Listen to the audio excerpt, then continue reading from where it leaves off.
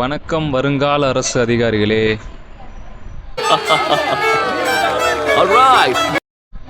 இன்னைக்கு நம்ம என்ன பார்க்க போறோம்னா, கீவா ஜெகநாதன் அவரோட ஆசிரியர் குறிப்பு. எப்பயும் சொல்கிற மாதிரி இந்த வீடியோவில் இருக்கிறத மட்டும் படித்தா போதும், வேறு எங்கேயுமே தேடி அலைய தேவையில்ல, வேறு எதையுமே படிக்க தேவையில்ல. இந்த வீடியோ மட்டும் போதும். வீடியோக்குள்ளே போகலாமா? ஓரளவுக்கு மேலே நம்மக்கிட்ட பேச்சே கிடையாது, வீச்சுதான். கீவா ஜெகநாதர், கிருஷ்ணராயபுரம் வாசுதேவ ஜெகநாதர். கீவா அப்படின்னா கிருஷ்ணராயபுரம் வாசுதேவ ஜெகநாதர். இதை நம்ம மறக்கக்கூடாது. இவரோட இயற்பெயர் என்னது அப்படின்னா வாசுதேவ ஜெகநாதர். பிறந்த ஊர் கிருஷ்ணராயபுரம், கரூர் மாவட்டம். இதில் கீவா ஜெகநாதர் அப்படின்ற இதிலே அவரோட ஊர் பேர் இருக்குது, கிருஷ்ணராயபுரம் அப்படின்ட்டு. அதனால் அவரோட ஊர் பேர் கேட்டால் ஈஸியாக அடிச்சிடலாம். காலம் 11/4/1906 முதல் 4/11/1988. இதை நம்ம எப்படி மறந்துவிடுவோம், இதை ஞாபகம் தான் வச்சுக்கணும். பெற்றோர் பார்த்தீங்கன்னா வாசுதேவ ஐயர், பார்வதி அம்மாள். இதில் கண்டிப்பாக கேட்பாங்க ஏதாவது ஒன்று. பன்முகத்தன்மை, தமிழ் அறிஞர், இதழாளர், நாட்டாரியல் ஆய்வாளர், இலக்கிய விமர்சகர். இதுலேருந்து என்ன கொஸ்டின் கேட்பாங்க அப்படின்னா, இப்போது ஒரு மேட்சிட் மாதிரி கேட்கலாம். இப்போ இதுக்கு முன்னாடி நாமக்கல் கவிஞர் ஓவியர், அதை ஒன்று கொடுத்துட்டு இந்தாண்டு நாட்டாரியல் ஆய்வாளர் யார் அப்படின்ட்டு அந்த மேட்ச் பண்ணுங்க அப்படின்ட்டு கேட்பாங்க. அப்படி கேட்டால் அப்படின்னா கீவா ஜெகநாதர். இதே மாதிரி இன்னும் 2 புலவர் பேர் கொடுத்துட்டு அவங்க என்னவாக இருந்தாங்க, யார் இதில் ஆசிரியராக இருந்தாங்க, யார் இதில் ஓவியராக இருந்தாங்க, அந்த மாதிரி ஒரு சில ட்விஸ்ட்டாக கேட்கணும் அப்படின்னா இதை மாதிரி கேட்கலாம். ஆசிரியர் உவே சாமிநாதர். கீவா ஜெகநாதனோட ஆசிரியர் யார் அப்படின்னு கேட்பாங்க. கேட்டால் உவே சாமிநாதர். இவரோட கல்வி நாமக்கல் மோகனூரில் திண்ணைப்பள்ளியில் ஆரம்ப கல்வியை பயின்றார். இது கேட்க வாய்ப்பில்லை. அவரோட ஆசிரியர் அதை கண்டிப்பாக கேட்கலாம். உயர்கல்வியை முடிப்பதற்குள் முடக்குவாதத்தால் படிப்பு தடைப்பட்டது. இதில் இப்படி கேட்கலாம், கேட்காமலும் இருக்கலாம்.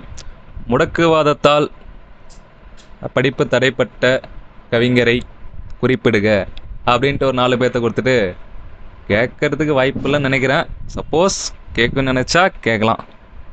இருப்பினும் மோகனூரில் உள்ள திலகர் நூலகத்திற்கு சென்று படித்தார். இது ஒரு ஜென்ரலாக தெரிஞ்சுக்கலாம், எல்லாம் கேட்க மாட்டாங்க.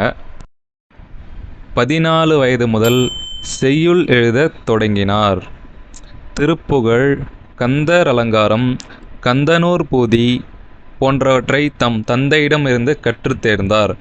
இது ஒரு ஜென்ரலாக தெரிஞ்சுக்கலாம். இவரை பற்றி அதிகமாக கேட்க மாட்டாங்க, ஏதாவது 1-2 கேட்பாங்க. அதுலேயும் ஏதாவது முக்கியமானதாக மட்டும்தான் பார்த்து கேட்பாங்க.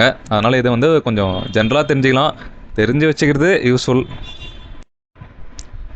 சென்னை சென்று ஊவேசாவுடைய இல்லத்திலேயே தங்கி அவரிடம் தமிழிலக்கிய பாடங்களை கேட்டுக்கொண்டே அவருடைய பதிப்பு மற்றும் ஆய்வு பணிகளுக்கு உதவினார். இதை எப்படி கேட்கலாம் அப்படின்னா, கூற்று காரணத்தில் கொடுத்துட்டு மேலே ஒன்று கொடுத்துட்டு காரணம் கீழே ஒன்று கொடுத்து அது மாதிரி கேட்கலாம். இல்லைனா கீழே கொடுக்கப்பட்டுள்ளதில் சரியானதை தேர்ந்தெடுங்க அப்படின்னு கொடுத்துட்டு கேட்கலாம். இந்த மாதிரி ட்விஸ்ட் பண்ணிவிட்டு கேட்கணும் அப்படின்னா கண்டிப்பாக கேட்குறதுக்கு வாய்ப்பு இருக்குது. ஊவேசாவின் வழிகாட்டலில் தமிழ் புலவர் தேர்வில் மாநிலத்திலேயே முதலிடம் பெற்று 1000 ரூபாய் பரிசு பெற்றார். இதில் என்ன கேட்கலாம், கீவா ஜெகநாதர் தமிழ் புலவர் தேர்வில் வென்ற பரிசு தொகை எவ்வளவு அப்படின்ட்டு கேட்கணும்னு நினச்சா கண்டிப்பாக கேட்பாங்க. படைப்பு பணிகள். முதல் படைப்பு சிதம்பரம் நடராஜர் மேல் பாடிய போற்றி 10. இது போற்றி 10, இன்னொன்று பதிற்று 10ன்னு இருக்கு. ரெண்டுத்துக்கு கன்ஃபியூஸ் ஆகிடக்கூடாது. இப்போ கொடுத்துட்டு கீவா ஜெகநாதரின் முதல் படைப்பை குறிப்பிடுக அப்படின்னு கேட்பாங்க. அதில் போற்றி 10, பதிற்று 10, இந்த 10 அந்த 10ன்னு 4 10 கொடுத்துருப்பாங்க. நம்ம எந்த 10 கரெக்டான 10 அந்த 10 அடிக்கணும், இல்லைனா சோலி முடிஞ்சுது. அதனால் அவரோட முதல் படைப்பு போற்றி 10. அதை நம்ம கன்ஃபியூஸ் ஆகவே கூடாது. இதழியல் 1932 கலைமகள் இதழின் துணை ஆசிரியராக பொறுப்பேற்றார். இதில் என்ன கேட்பாங்க? கி.வா. ஜெகநாதர் துணை ஆசிரியராக பணியாற்றிய இதழ் எது அப்படின்னு ஒரு 4 ஆப்ஷனை கொடுத்துட்டு அதில் ஒன்று கேட்பாங்க. நம்ம வந்து கலைமகள் அப்படின்றத கரெக்டாக அடிக்கணும்.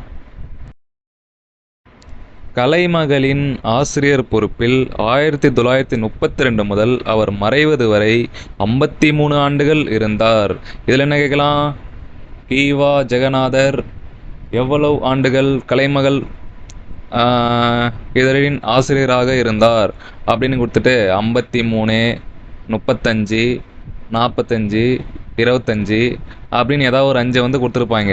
நம்ம வந்து 5 செலக்ட் பண்ணக்கூடாது, 53 ஆண்டுகள் அப்படின்றத கரெக்டாக செலக்ட் பண்ணோம். ஜோதி என்ற பெயரில் கவிதைகள் பலவற்றை படைத்தார். இதில் என்ன கேட்கலாம்? நமக்கே தெரியும், கி.வா. ஜெகநாதர் எழுதிய கவிதையை குறிப்பிடுக அப்படின்னு கேட்டால் ஜோதி. யாராவது ஜோதி அப்படின்னு யாராவது தெரிஞ்சதுன்னா அதை ஞாபகம் வச்சுக்கோங்க. இல்லைனா திருவண்ணாமலை ஜோதியை ஞாபகம் வச்சுக்கோங்க. கி.வா. ஜெகநாதர் ஜோ அப்படின்ட்டு ஞாபகம் வச்சுக்கலாம். இப்படி எதாவது ஞாபகம் வச்சுட்டே தான் உண்டு. இல்லைனா அங்கே எக்ஸாம்பிள் போயிட்டு ஒன்றும் மண்டையில் வராது. நாட்டாரியல் அப்படின்னா என்னதுன்னா, மக்களோட பழக்க வழக்கம், பண்பு, அவங்களோட அப்புறம் நம்பிக்கை, அதை பற்றி எழுதான் வந்து இந்த நாட்டாரியல். இது வந்து சில பேருக்கு புதுசாக படிக்கிறவங்களுக்கு வந்து இது வந்து புதுசாக இருக்கும். ஏற்கனவே தெரிஞ்சவங்களுக்கு வந்து இது தெரிஞ்சிருக்கலாம். அதுக்கு மீனிங் தான் வந்து நாட்டாரியல். கி.வா. ஜெகநாதன் தமிழில் நாட்டாரியலின் முன்னோடிகளில் ஒருவராக கருதப்படுகிறார். இந்த கொஷின் வந்து கண்டிப்பாக கேட்கறதுக்கு வாய்ப்பு இருக்குது. நாட்டாரியலின் முன்னோடி யார் அப்படின்ட்டு ஒரு 4 புலவர் பேரை கொடுத்துட்டு கேட்பாங்க. இது வந்து இம்பார்ட்டண்டான கொஷின்னு. கி.வா. ஜெகநாதன் நாட்டார் இலக்கியங்களை நாடோடி இலக்கியம் என்று குறிப்பிடுகிறார். இதுக்கு முன்னாடி கேட்டதை விட இது ரொம்ப ரொம்ப ரொம்ப முக்கியமான கொஷினு. ஜெகநாதன் நாட்டார் இலக்கியங்களை எவ்வாறு குறிப்பிடுகிறார் அப்படின்னு கேட்பாங்க. அதனால் மறந்துடக்கூடாது. 22,000 தமிழ் பழமொழிகளை கி.வா. ஜெகநாதன் சேகரித்து இருக்கிறார். இதை கேட்கணும் அப்படின்னு நினச்சிட்டாங்கன்னா, எத்தனை பழமொழிகளை கி.வா. ஜெகநாதன் மொழிபெயர்த்து சேகரித்து இருக்கிறார் அப்படின்னு கேட்பாங்க. 22,000. நாட்டாரியல் குறித்த இவரின் முக்கிய நூல்கள்: ஏற்றப்பாட்டுகள், நாடோடி இலக்கியம், தமிழக நாட்டுப்புற பாடல்கள், தமிழகத்துக்கு பழமொழிகள். அதில் வந்து முதல் 4 தொகுதியில் மட்டும் எழுதியிருக்காரு. அடுத்ததாக மலையருவி. இதில் வந்து நமக்கே தெரியும் எப்படி கேட்பாங்க அப்படின்ட்டு. ஒரு 4 ஆப்ஷன் கொடுத்துட்டு இதில் கி.வா. ஜெகநாதன் எழுதிய நாட்டாரியல் பாடல்களை குறிப்பிடுக அப்படின்னு கேட்பாங்க. நம்ம வந்து கரெக்டாக குறிப்பிடணும். இயற்றிய கவிதை நூல்கள்: சுதந்திர தேவி திருப்பள்ளி எழுச்சி, சுதந்திர தேவி திருக்கோயில். ஈஸியாக எப்படி எழுதலாம் அப்படின்னா, சுதந்திர தேவி அப்படின்ட்டு வந்துட்டாலே நம்ம கி.வா. ஜெகநாதன் எழுதிய கவிதை தான். எப்படி கேட்பாங்க? கி.வா. ஜெகநாதன் எழுதிய கவிதை நூல்களை குறிப்பிடுக அப்படின்ட்டு கேட்டாங்கன்னா, சுதந்திர தேவி அப்படின்ட்டு அந்த பேரை ஞாபகம் வச்சுட்டா போதும், கண்டிப்பாக அடிச்சிடலாம். இயற்றிய இலக்கிய நூல்கள்: அதிகமான் நெடுமான் அஞ்சி, அபிராமி அந்தாதி, அபிராமி அந்தாதி விளக்கம், எழில் உதயம், எழுபெரு வள்ளல்கள், கன்னித்தமிழ், காவியமும் ஓவியமும், சகலகலாவல்லி, திருக்குறள் விளக்கம். திருக்கோலம், பெரிய புராண விளக்கம், அதில் வந்து முதல் 10 பகுதி, வாழும் தமிழ், முருகன் அந்தாதி, முல்லை மனம். இதுலேருந்து என்ன கேட்பாங்க? கீவா ஜெகநாதன் எழுதிய இலக்கிய நூல்களை குறிப்பிடுக அப்படின்னு கேட்பாங்க. அதனால் நம்ம வந்து இதை கண்டிப்பாக மனப்பாடம் பண்ணியே ஆகணும். சிறுகதைகள்: அகத்தியம், யமன் வாயில் மண், நிர்வாண தேசம், நெடுஞ்சுவர், மூங்கிலிலை மேலே, குடிப்பெருமை, முற்றுகை, தொல்காப்பியரின் வெற்றி, யானைக்கதை, தேவரும் குரு, வணங்காமுடி, கற்பூர நாயக்கர். இதுலேருந்து என்ன கேட்பாங்க? கீவா ஜெகநாதர் எழுதிய சிறுகதைகளை குறிப்பிடுக அப்படின்ட்டு கேட்பாங்க. நம்ம என்ன கதையோ அந்த கதையை வந்து கரெக்டாக டிக் அடிக்கணும். வாழ்க்கை வரலாற்று நூல்கள்: என் ஆசிரியபிரான், தமிழ் தாத்தா. இதுலேருந்து என்ன கேட்பாங்க? கீவா ஜெகநாதன் எழுதிய வாழ்க்கை வரலாற்று நூலை குறிப்பிடுக அப்படின்னு கேட்பாங்க. ஒன்று சிம்பிள் தான், 2 தான் இருக்குது. என் ஆசிரியபிரான், தமிழ் தாத்தா. என் ஆசிரியபிரான் அப்படின்னா தமிழ் தாத்தா தான் வந்து அவரோட ஆசிரியர்.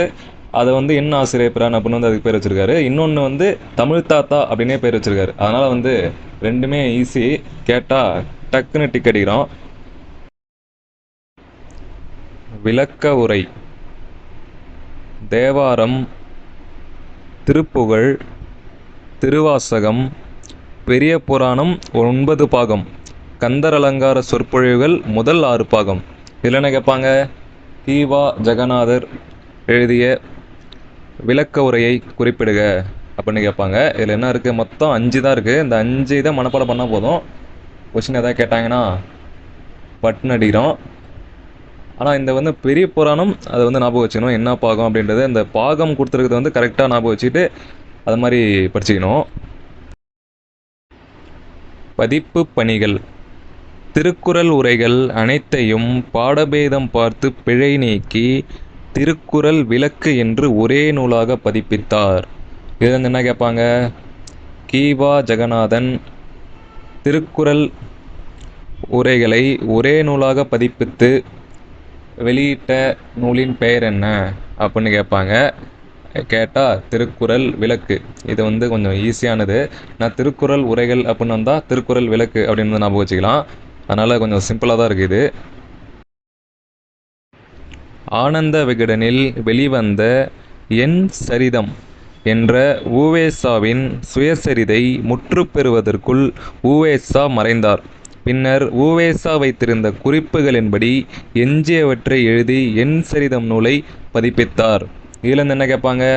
இதை வந்து அந்த கூற்று காரணம் அதில் வந்து கேட்கலாம். இப்போ கூற்றில் வந்து என் சரிதம் நூலை உவேசா இறந்த பிறகு எழுதி பதிப்பித்தார் கீவா ஜெகநாதர் அப்படின்னு அந்த கூற்று வந்து கொடுத்துருப்பாங்க. அதுக்கு காரணம் என்ன கொடுத்துருப்பாங்கன்னா, என் சரிதம் என்னும் நூலை எழுதி முடிப்பதற்குள் உவேசா மறைந்தார். பின்னர் உவேசா வைத்திருந்த குறிப்புகளின்படி கீவா ஜெகநாதர் என் சரிதம் என்னும் நூலை எழுதி வெளியிட்டார் அப்படின்னு அந்த காரணம் வந்து கொடுத்துருப்பாங்க. நம்ம வந்து என்ன பண்ணணும்? இந்த கூற்றும் காரணமும் சரியா அப்படின்றத கண்டுபிடிச்சி கரெக்டாக வந்து டிக் அடிக்கணும்.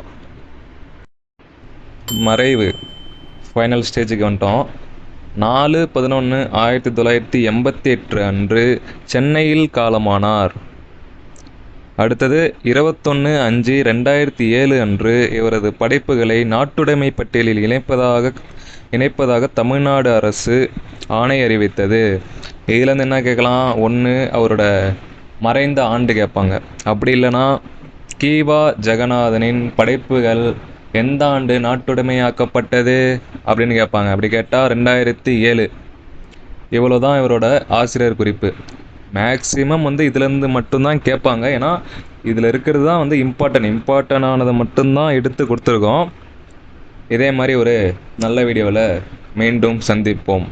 மீண்டும் சந்திக்கும் வரை நன்றி, வணக்கம்.